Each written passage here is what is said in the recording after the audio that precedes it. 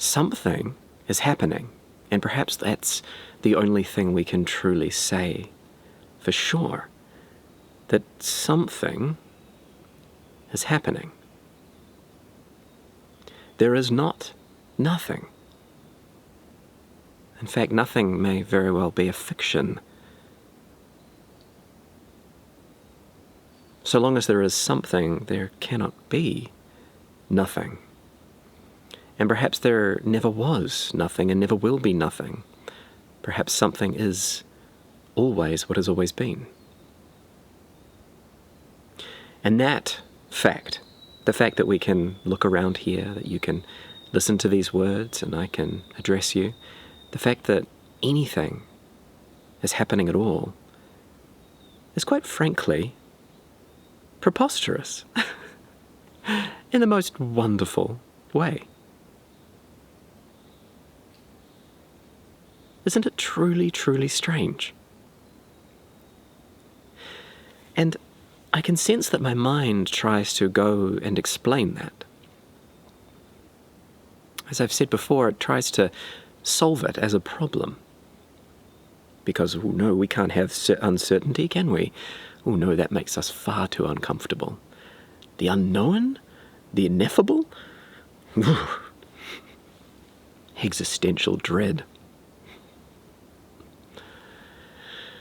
I've spent a long time, half my life really, or all of my life up until the halfway mark now, thinking, ruminating incessantly about the nature of reality, about the nature of existence, the nature of self, the nature of consciousness, how all of those things are probably the same thing.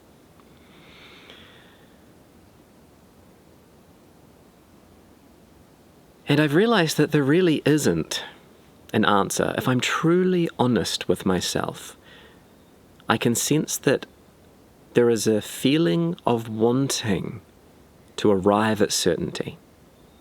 And that feeling comes from a place of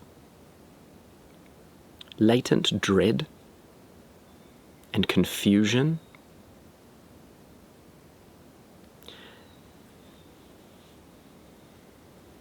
And that feels dishonest to me.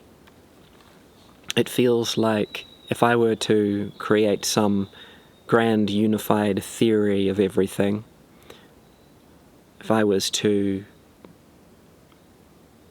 conclude in a materialistic universe or an idealistic universe, then I would be lying. I would be pretending that I had found certainty. And I think the only thing we can be certain of is that we most likely will never arrive at certainty. Because what does certainty mean? It means understanding something fully and completely. So let's take, say, God, or any kind of deity that one might believe in as the creator of the universe. You know, a personal God. Could one ever truly comprehend the infinitude and nature of that being? I don't think anyone would say yes.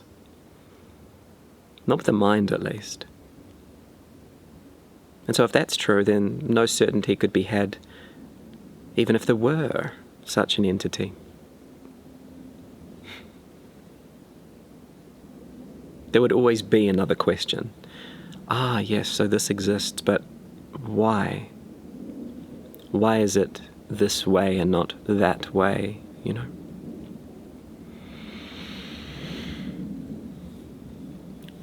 So I'm slowly and reluctantly finding a kind of peace, I think, in surrendering to the fact that all of this happening, is and always will be inherently mysterious.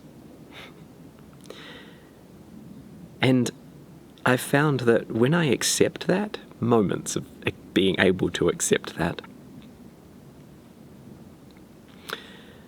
there's this sense of excitement at almost worshipping the mystery itself, of worshipping mystery and the mysterious, not as an entity, not as a concept or an abstraction, but simply beholding as a matter of reverence the unfolding of moment-to-moment awareness. Now, I don't even like to use the term awareness because it is kind of overused and abused in a lot of spiritual circles and philosophical circles, and it's an important term for obvious reasons. But it has almost, like the term God, become so loaded and open to interpretation. Can we even say that awareness is taking place? Awareness of what? Is not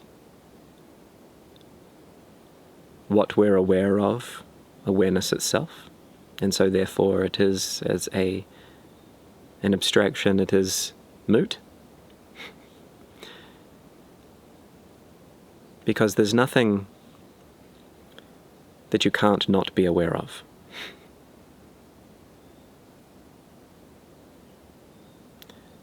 These trees to my sides here, are they not as much a part of awareness as my perceiving presence is? Could there be a perceiving presence without this? Is there an observer and the observed? Or is there just simply observation taking place? Perhaps that's the only real thing there is. But again, there goes the mind. You can see it in action, right? You can see it do its thing, resort to its machinations. It's trying to figure it out, instead of just being still and bathing in uncertainty.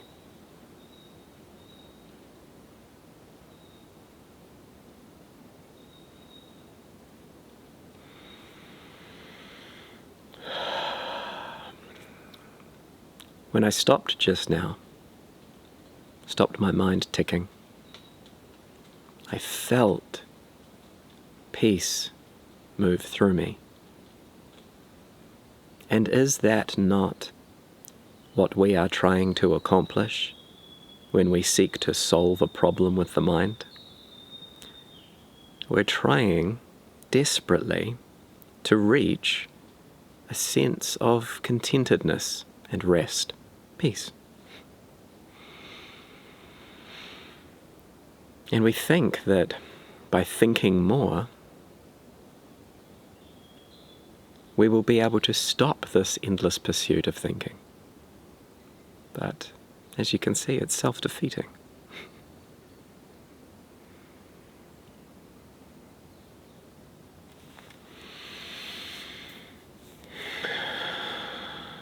And I suppose that is why the breath is so important.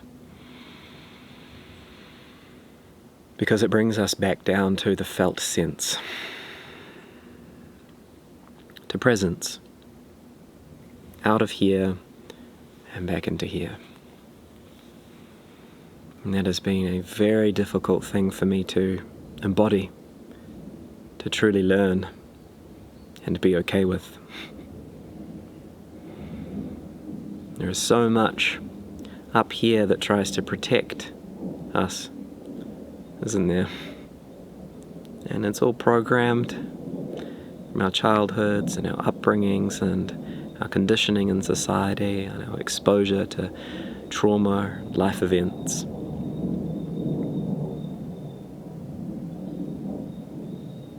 It's just trying to protect us. Thank you, mind, for trying to protect me.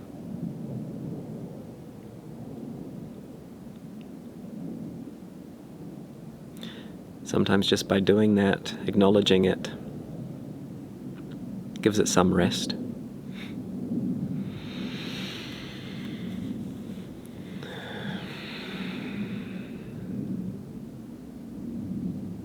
But beyond peace, and this goes back to the core of, I think, where I began with this video.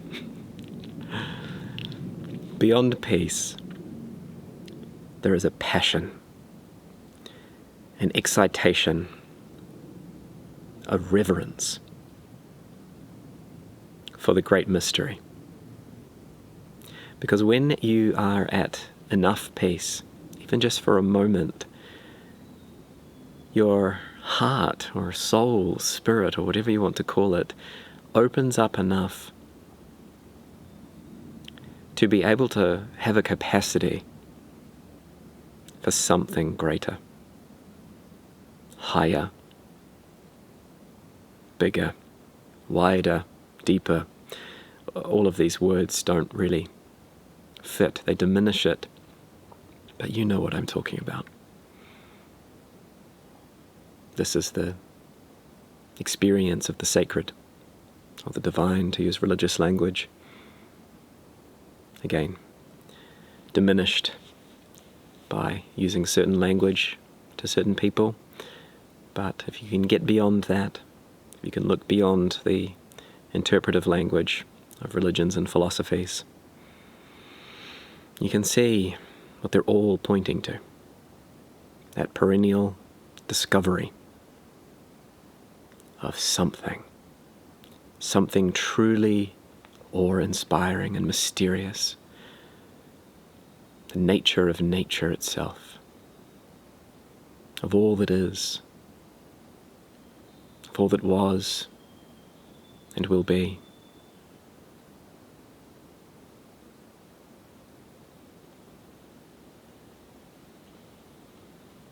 And it's in us. We're not divorced from it. We're not separate from it. It's available to tap into, to remember. To remember. To remember what we really are.